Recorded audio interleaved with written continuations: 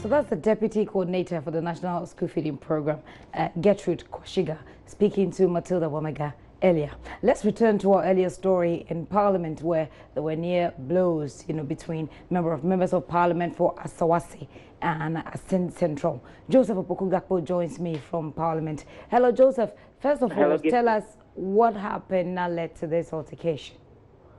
And so this was what we gathered to be a confrontation that started on the lobby of Parliament when the Asin Central MP and the Agyapong raised issues with the MP for Asawasi, Muntaka Mubaraka, over how come his petition that the Privileges Committee of Parliament investigate him, Kennedy Agyapong, for alleged contemptuous comments in connection with Adam Hussein, Adam Swale, and pushing the hip beating. And so when the discussion started in the lobby of Parliament, Muntaka Mubaraka used a separate entrance and got into the chamber itself, took his seat, and subsequently Kennedy Agyapong used a second entrance, got in, and all this unfolded before sitting began, when there were just about 10 members of Parliament in the chamber and everyone else waiting for the speaker to come in. And what happened was, from the other side of the bench, Kennedy Agyapong, on the top of his voice, was telling Muntaka Mubaraka he is going to match him boot for boot. He called him an animal. He used the F word on him and said that he is ready to beat him over the said contemptuous comment issue. Muntaka Mubaraka responded, telling him that if he's using the F word on him, he's going to show him how a person who represents the F word actually behaves.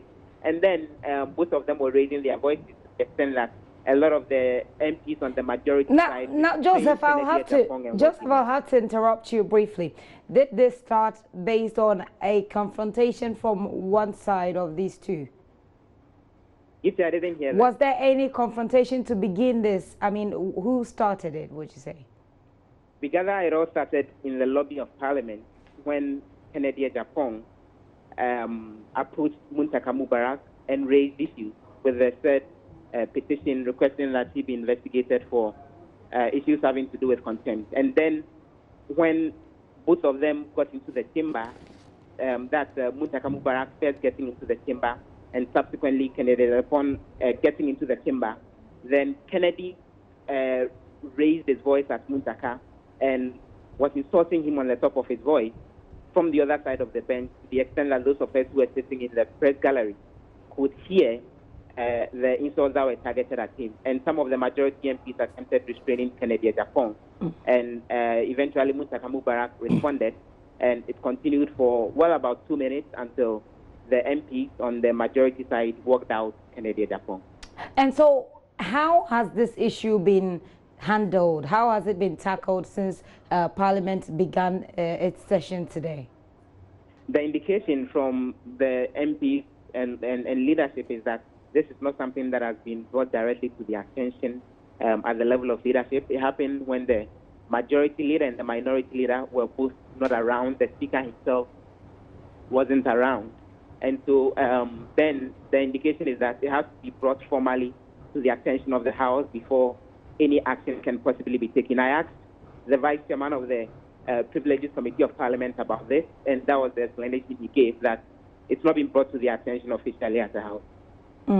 And let's look at the substantive issues today that were laid before Parliament. What are they? We know that the RTI bill has come up on the floor. Tell us a bit more. So two main things came up today. There was a statement on the death of Ahmed Swale, who then is condemning it and demanding speedy investigation so that then the perpetrators will be brought to book. And then, as you rightly indicated, the right to information bill. In fact, as I speak to you, the House has completed considering a particular bill.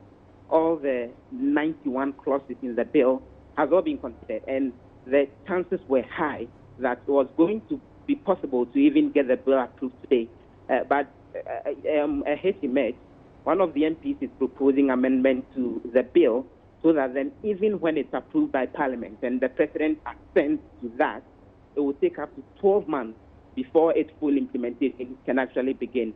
The MPs on the minority side kicked against that provision, and it resulted in a long drag debate which eventually the leadership of the House decided that they would suspend the decision on that and possibly get back to it later. But let me get quick comments on that from the chairman of the Constitutional and Legal Affairs Committee, Ben Abdallah.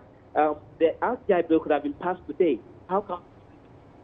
It's because we would passage of the bill means that the bill will have to go through the third reading, and the third reading couldn't be taken today. There was no motion advertised for the reading of the bill so far as the third reading is concerned. So we would have finished with a consideration session. But that is the most difficult and most controversial aspect of the whole lawmaking process. Percentage-wise, how much work has been done on I would give it about 99.9%.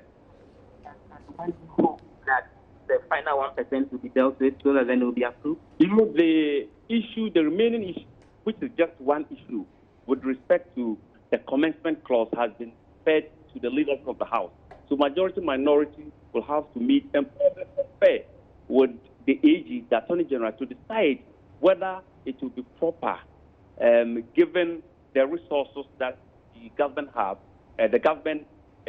or are available, to postpone or delay the operationalization of the law months or as being propounded or 6 months. Personally, is that fair? You know, the amendment that's been proposed, that even after the president assents the bill, wait for up to a year before its full implementation. Why do you hastily pass a bill and wait for a year in order to go ahead and implement? When the bill is passed, a number of things will have to take place. We have to appoint commissioner for the Right to Information Commission. We have to designate public information officers. We have to get officers for the information officers, generate information. We have to store information. You need up to a year to get that.